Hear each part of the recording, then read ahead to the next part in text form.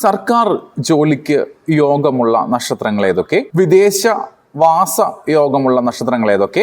വിവാഹ കാലതാമസമുള്ള നക്ഷത്രങ്ങൾ ഏതൊക്കെ? ഒന്നിലധികം വിവാഹ യോഗമുള്ള നക്ഷത്രങ്ങൾ ഏതൊക്കെ? നമസ്കാരം, എല്ലാവർക്കും നവഗ്രഹ ആസ്ട്രോസറിന്റെ പുതിയൊരു അധ്യായത്തിലേക്ക് സ്വാഗതം.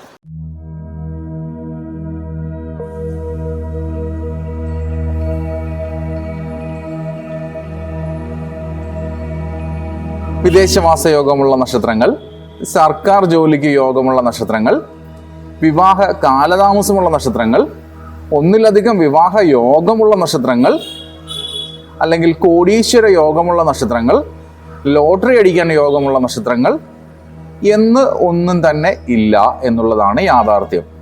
ഓരോരുത്തരുടെയും ജാതകത്തിലെ ഗ്രഹങ്ങളുടെ ഭാവഫലം, ആശ്രയരാശിഫലം, ഭാവാൽഭാവഫലം, ഷഡ്വർഗബലം, അഷ്ടകവർഗബലം തുടങ്ങിയ വിവിധ രീതിയിലുള്ള ബലാബല ഗുണദോഷ ഫല നിർണയത്തിലൂടെ മാത്രമാണ് അവർക്ക് എന്ത് യോഗമാണ് ഭാവിയിൽ വരുന്നത് എന്ന് തീരുമാനിക്കപ്പെടേണ്ടത്.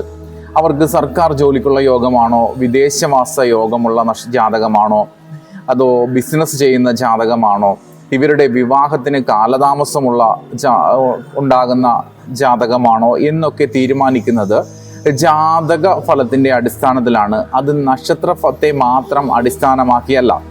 നക്ഷത്രത്തെ മാത്രം അടിസ്ഥാനമാക്കിയാണെങ്കിൽ ഒരേ നക്ഷത്ര ജാതകർക്ക് എല്ലാം തന്നെ ഒരുപോലെയുള്ള ഫലങ്ങളല്ലേ വരേണ്ടത്. അങ്ങനെയല്ല, അത് തികച്ചും വ്യത്യസ്തമാണ്. ചില ഇരട്ടകളുടെ ജാതകങ്ങൾ പോലും, ഇരട്ടക്കുട്ടികളുടെ ജാതകങ്ങൾ പോലും ഒരു കാലഘട്ടത്തിന് ശേഷം അവരിൽ പ്രകടമായ മാറ്റങ്ങൾ സംഭവിക്കുന്നുണ്ട്. ഇരട്ടകളുടെ ജാതകത്തിലെ ജനന സമയം വളരെ ചെറിയ സമയ വ്യത്യാസമാണുള്ളത്. അതിൻ്റെ അടിസ്ഥാനത്തിൽ പോലും, ആ ചെറിയ സമയ വ്യത്യാസം പോലും ഇവരുടെ ജീവിത അനുഭവ ഫലത്തിൽ വളരെ വലിയ വ്യത്യാസങ്ങൾ ഉണ്ടാക്കി തീർക്കുന്നുണ്ട്. അത് നമ്മളുടെ ചുറ്റുപാടും അത് നമ്മൾക്ക് പ്രത്യക്ഷത്തിൽ തന്നെ മനസ്സിലാക്കാൻ സാധിക്കുന്ന കാര്യവുമാണ്. അപ്പോൾ പിന്നെ എങ്ങനെയാണ് ഒരു നക്ഷത്ര ജാതകർക്കെല്ലാം ഒരേ ഫലങ്ങൾ പറയുന്നത്? വിദേശവാസ യോഗമുള്ള നക്ഷത്രമെന്നോ, കോടീശ്വര യോഗമുള്ള നക്ഷത്രമെന്നോ, വിവാഹ കാലതാമസമുള്ള നക്ഷത്രമെന്നോ, സർക്കാർ ജോലിക്ക് യോഗമുള്ള നക്ഷത്രമെന്നോ ഒന്നും തന്നെ പറയാൻ പറ്റുന്നതല്ല. അതെല്ലാം തന്നെ അവരവരുടെ വ്യക്തിഗത ജാതകത്തെ അടിസ്ഥാനമാക്കിയുള്ള ഫലങ്ങളാണ് അനുഭവത്തിൽ വരുന്നത്. കോടീശ്വര യോഗമുള്ള നക്ഷത്രങ്ങൾ എന്ന കാറ്റഗറിയിൽ തൻ്റെ നക്ഷത്രവുമുണ്ട് എന്ന് കേട്ട് ചുമ്മാതെ പ്രയത്നിക്കാതെ ഇരുന്നാൽ ഒരു ഫലവും ലഭ്യമാവുകയില്ല.